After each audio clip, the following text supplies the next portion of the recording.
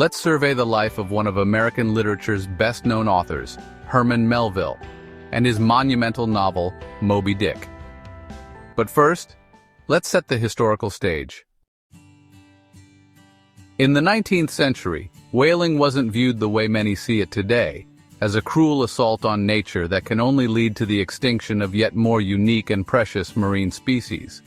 Back in its heyday, it was more than an industry. It was an essential part of life.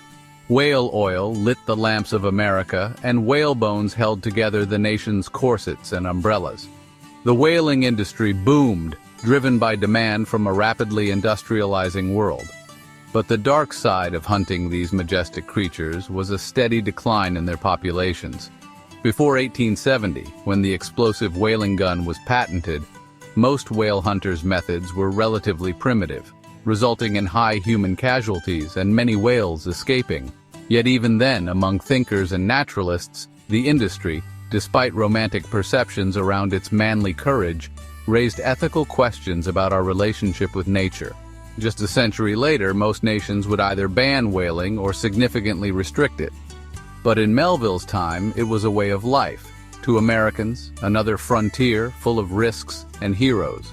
The novel Moby Dick fits into several literary genres, being a classic adventure tale, a philosophical treatise, and arguably the original monster from the deep horror story.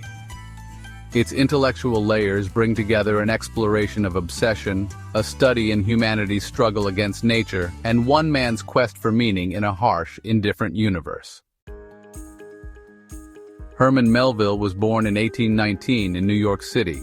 He weathered a tumultuous early life, losing his father at quite a young age, then struggling for years with financial instability. To survive these challenges, Melville held down a variety of jobs, working as a clerk, a sailor, and even a school teacher. His first-hand experiences at sea, including in the South Pacific, inspired his writing. Melville published several works before Moby Dick, including Typee, Omoo, and Redburn, which put him on the map as a middle-list author and brought him a degree of acclaim. But Moby Dick, released in 1851, became his most significant legacy.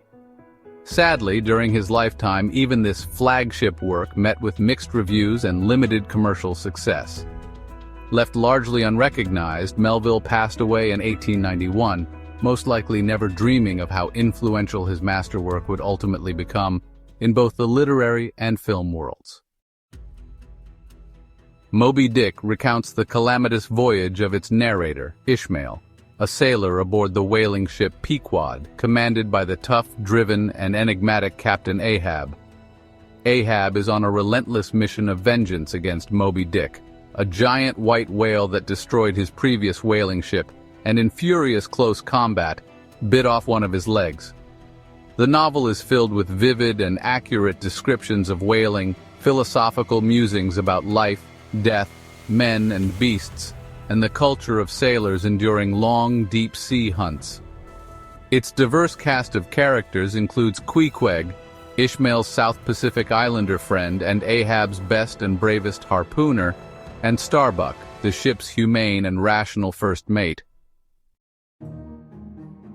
Melville drew inspiration from real-life events, particularly the ill-fated whaling ship Essex, which was rammed and sunk by an unusually powerful sperm whale in 1820. The themes in Moby Dick are profound, as the story explores obsession, revenge, the complexities of good and evil, and humanity's bold struggle against nature's vastness. When the book was first published, critical reviews varied greatly. Some praised Melville's grasp of the whaling man's life and the novel's ambition, while others found it convoluted. The author's limited success during his lifetime led to a steady decline in his popularity, but in the 1920s, a Melville revival steadily propelled his works into the global spotlight. Scholars and readers rediscovered the depths of his writing, and today, Moby Dick is celebrated as one of the great classics of American literature and true-life adventure. Melville's influence can be seen in the works of later American authors, including Ernest Hemingway, William Faulkner, and even contemporary writers like Don DeLillo. These and many other literary luminaries have acknowledged admiration for Moby Dick, citing its truth in fiction, narrative complexity, philosophical depth, and rich symbolism. Thus, Moby Dick has left an indelible mark on literature and culture.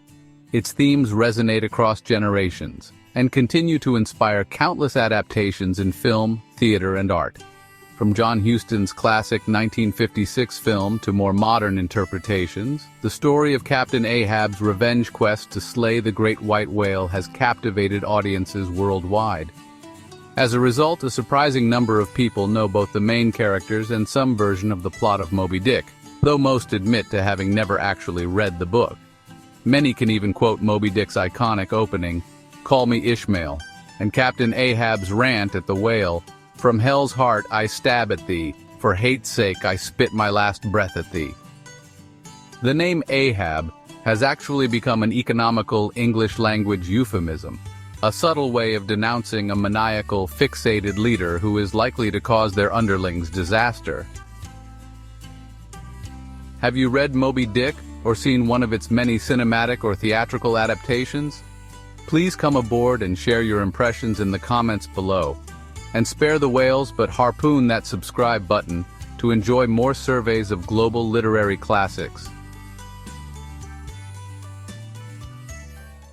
Ahab's obsessive hunt for Moby Dick and willingness to sacrifice his crew both modernizes and turns the epic hero versus monster trope on its head. Meet the West's original fearless monster hunter in Episode 8.